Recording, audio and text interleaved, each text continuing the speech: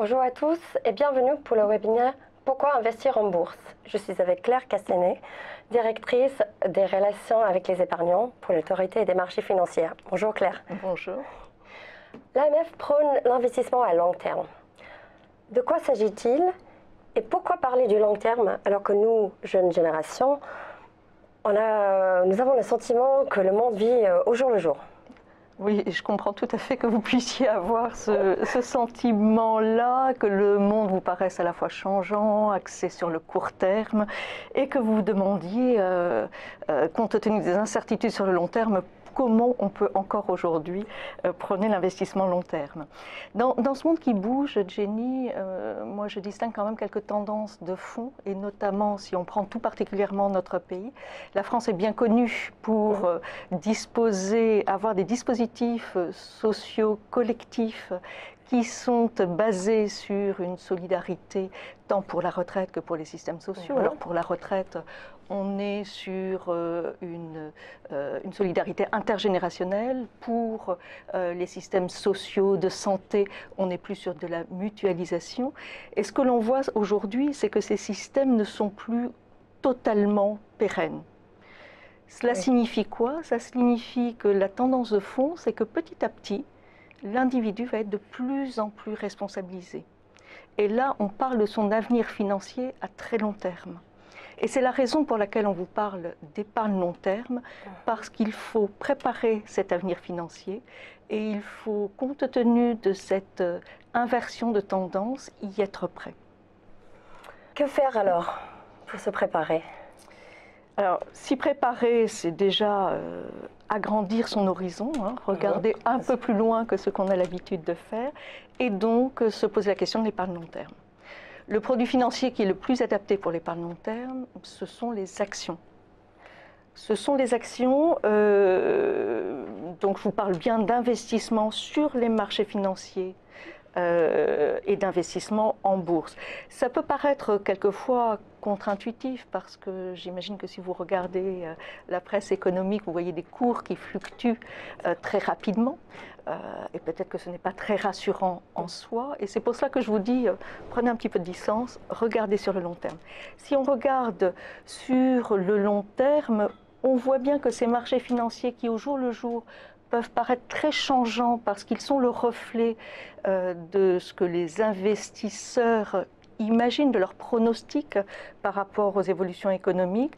Lorsqu'on prend ce recul, on se rend compte que finalement, sur les longues périodes, si on investit régulièrement, et à la condition bien sûr de diversifier ses investissements, à ce moment-là, c'est l'investissement en actions qui apporte le rendement le plus intéressant par rapport à des placements sans risque.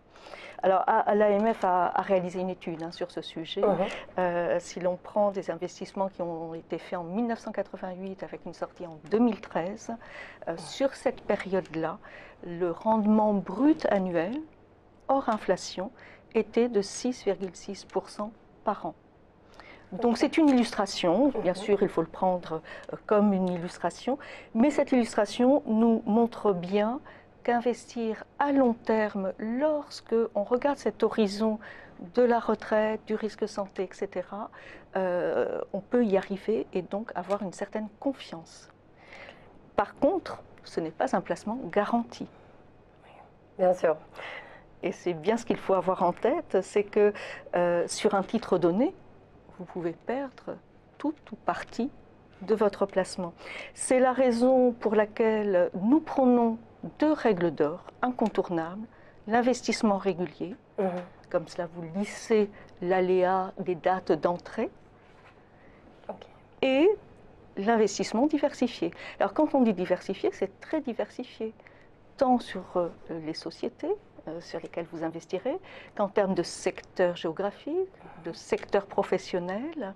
Et si vous respectez ces quelques règles, on peut estimer que ces placements correspondront à votre objectif de long terme. Là où il faut être vigilant, je vous dis, ce n'est pas un placement garanti, c'est qu'il est nécessaire d'avoir aussi le réflexe de l'épargne de précaution et de l'épargne projet. L'investissement en action se fait de façon générale, hein. Une fois que l'on a constitué une épargne de précaution qui permet de faire face aux coups durs, ça peut arriver. Et puis l'épargne de projet, avoir un horizon un petit peu plus court terme parce que vous avez envie de faire le tour du monde, parce que vous avez besoin d'acheter une voiture.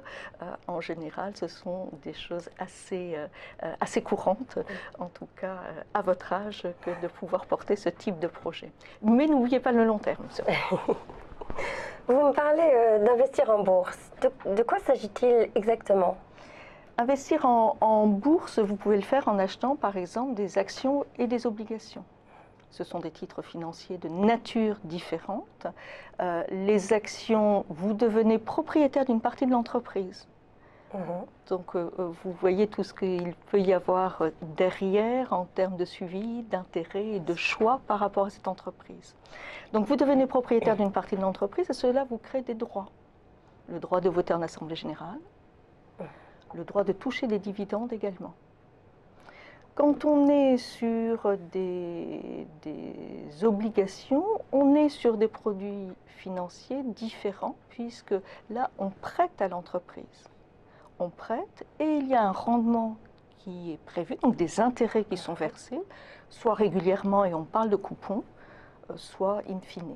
Donc à la fin, en tout cas, ce qui est prévu lorsque vous investissez sur des obligations, c'est un remboursement du nominal, c'est-à-dire de l'investissement que vous avez fait, plus des intérêts. Donc vous voyez bien la différence entre ces deux types de rendements. Pour l'un ou pour l'autre, ce qui est important toujours, c'est de s'attacher à ce qu'on appelle le couple rendement-risque. Le couple rendement-risque, alors pour le dire un petit peu autrement, c'est la performance que vous en attendez. Et le risque, c'est l'incertitude qu'il y a autour de ce placement. Et effectivement, comme vous me disiez, quand on regarde à long terme, on a l'impression qu'il y a plus d'incertitude. Bien sûr. Cette incertitude, en fait, elle doit s'analyser, et puis le rendement que l'on en attend, à partir de quelques points de repère qu'il faut avoir.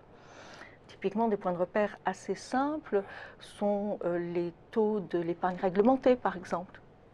Et vous voyez bien que si on regarde les décennies qui se sont écoulées, ils ont énormément varié. Aujourd'hui, le livret A est à 0,75. L'inflation, c'est un autre point de repère, elle est à 0,2% aujourd'hui. En d'autres temps, on avait des inflations beaucoup plus importantes. Donc, dans cet univers où on a des taux bas, il faut bien sûr adapter la vision que l'on a de ce couple rendement-risque par rapport au monde dans lequel on vit aujourd'hui, un univers avec des taux bas. Tenons compte de tout cela, pourquoi investir en bourse? Investir en bourse, donc c'est toujours dans une optique de préparation d'une épargne, notamment de long terme, et je vous ai indiqué les tendances de fond qui vous attendent, vous, notamment jeune génération. On peut le faire de différentes façons. On peut le faire de façon directe ou on peut le faire de manière indirecte. Lorsque vous le faites de manière directe, ça veut dire que c'est vous qui allez choisir l'entreprise. Ça veut dire que c'est vous qui allez constituer votre patrimoine, avec toujours ces règles de diversification, surtout ne les oubliez pas. C'est noté. Toujours ces règles de diversification. Avec cet argent, cet investissement que vont faire les entreprises, elles vont investir, elles vont se développer, c'est ce qu'on leur souhaite de mieux. J'espère bien. Elles vont se développer, derrière créer de la valeur ajoutée et enclencher un cercle économique vertueux. Typiquement sur cette question-là du pourquoi du financement de l'économie au travers de l'actionnariat individuel et au travers de l'investissement en actions de façon plus générale, nous venons de sortir une vidéo qui est disponible sur notre site de l'Autorité des marchés financiers et vous pouvez vous y rendre, c'est sur la rubrique Épargne Info Service, qui est notre rubrique dédiée aux particuliers et qui permet de trouver des contenus pédagogiques et des bons conseils sur ces différentes questions que vous pouvez vous poser lorsque vous découvrez ces différents produits financiers. À côté de cela, vous avez un certain nombre d'enveloppes fiscales ou d'enveloppes dans lesquelles vous pourrez loger ces investissements, comme l'assurance vie, comme le PEA. Et là, il peut y avoir des avantages fiscaux inhérents à des politiques nationales, fiscales, et vous aurez un peu plus de renseignements là-dessus sur un autre webinaire qui se tiendra au cours de cette quinzaine, qui est celui de la F2IC et de l'École de la Bourse, qui vous donnera toutes les explications que vous souhaitez sur le PEA et sur le compte titre. Il y a deux types d'investissement, donc l'investissement en direct et l'investissement indirect. Que choisir entre ces deux formes d'investissement en bourse? Alors, je ne vais pas vous dire, même si ce n'est pas tout à fait ce que vous attendez, exactement lequel il faut choisir. C'est vraiment un choix très personnel. Si vous choisissez l'investissement direct, vous constituez vous-même votre patrimoine. Vous faites le choix de la société dans laquelle vous souhaitez investir, vous sélectionnez, il y a une part de conviction dans cet investissement parce que vous avez étudié la société, vous avez étudié les documents qu'elle donne et qu'elle transmet au marché, et vous vous dites cette société a du potentiel, donc j'y crois. Vous vous créez votre propre patrimoine. Cindy David, responsable de l'actionnariat individuel à l'autorité des marchés financiers, vous expliquera dans un autre webinaire exactement comment lire ces documents importants afin de faire votre choix. Mais vous voyez, ça vous demande un petit peu de temps à y consacrer. Mais à l'inverse, y consacrant du temps, faisant vous-même ce travail de sélection, vous aurez fait des frais moindres que si vous passez par un investissement que l'on dit indirect. Donc dans ce premier cas, vous êtes vraiment actrice de votre investissement. Ça vous permet en plus de développer votre culture microéconomique et de suivre l'économie du pays.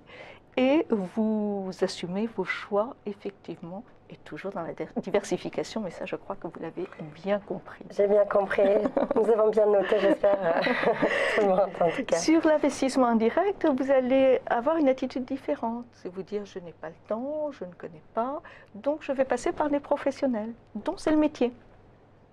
Et ces professionnels-là, vont investir pour vous, mais à partir d'un profil que vous aurez défini, plus ou moins dynamique, plus ou moins, et il y aura bien évidemment sur la structure de l'investissement des choix qui seront faits, qui correspondront à la stratégie d'investissement que vous avez souhaitée.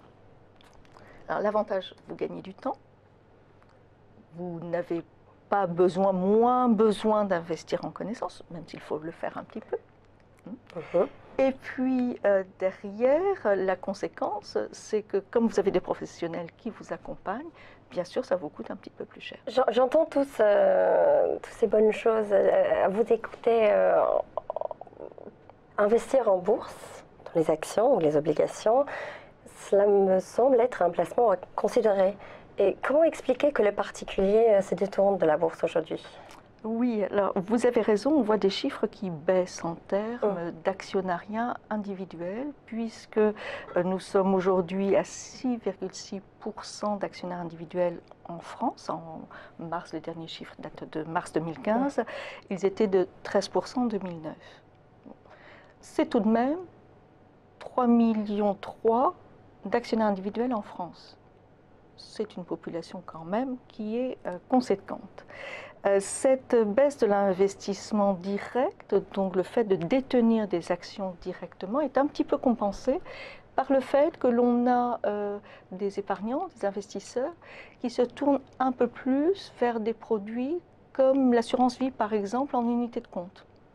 Et là, vous retrouvez des investissements en actions. Mais ça ne compense pas, vous aviez raison de le dire, ça ne compense pas la baisse sur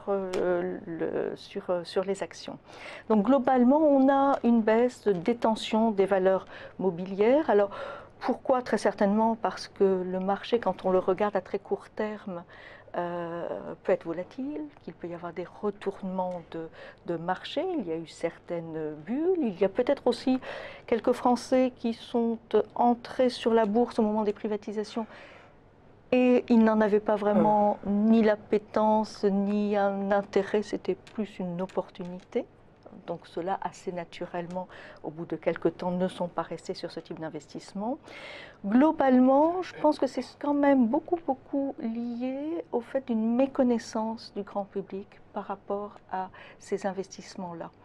Méconnaissance et puis sans doute le fait de ne pas suffisamment se positionner sur un horizon long terme qui fait que on a une vision du rendement qui peut être tronquée. Et à l'inverse, et c'est assez étrange, nous voyons un certain nombre d'épargnants se tourner vers des produits hautement spéculatifs de type Forex options binaires qui, eux, comportent des risques majeurs et tellement majeurs que l'autorité des marchés financiers affirme haut et fort que ce ne sont pas des produits faits pour les particuliers. Ces investissements, du coup, sont extrêmement risqués. Et malheureusement, dans ces prestataires qui commercialisent ce type de produits, nous avons également un certain nombre d'escrocs et le seul conseil que nous puissions donner aux particuliers, c'est de fuir ce type de marché. Nous venons d'ailleurs de publier une étude qui montre que malheureusement, la population française est très exposée à ce type d'offres et qu'on a 9 Français sur 10 à peu près qui estiment, 6 Français sur 10, excusez-moi, qui estiment avoir reçu un certain nombre de publicités par rapport à cela. On en a 9 sur 100 qui ont investi et 5% qui considèrent, qui estiment qu'ils ont été arnaqués. Alors après, donc vous voyez, il vaut mieux s'en... Plutôt impressionnant. Voilà, tout à fait, il vaut mieux s'en prémunir. Donc le conseil que l'on peut donner, c'est regardons quels sont les objectifs, regardons quels sont les projets, ayant une analyse raisonnable, un risque raisonnable qui permette à la fois de financer l'économie, mais surtout de répondre à la préservation de votre avenir financier à long terme, puisque, on l'a vu, cet horizon long terme est un incontournable, y compris pour des générations comme les vôtres. Mais à ce moment-là, passez par des acteurs régulés, passez par des marchés qui sont réglementés. C'est ainsi que vous répondrez le mieux à vos objectifs et que vous participerez à votre mesure à une finance positive. Claire, merci beaucoup. Merci à tous. Je vous rappelle que ce webinaire fait partie du programme Objectif Bourse de BNP Paribas. 2 semaines, 12 webinaires pédagogiques préparés avec Bourse Direct, Euronext, BFM Business, l'École de la Bourse, la Fédération des investisseurs individuels et des clubs d'investissement et avec le soutien de l'autorité des marchés financiers. Retrouvez tous les webinaires de ce programme sur le site www.objectifbourse.fr. Au revoir. Merci.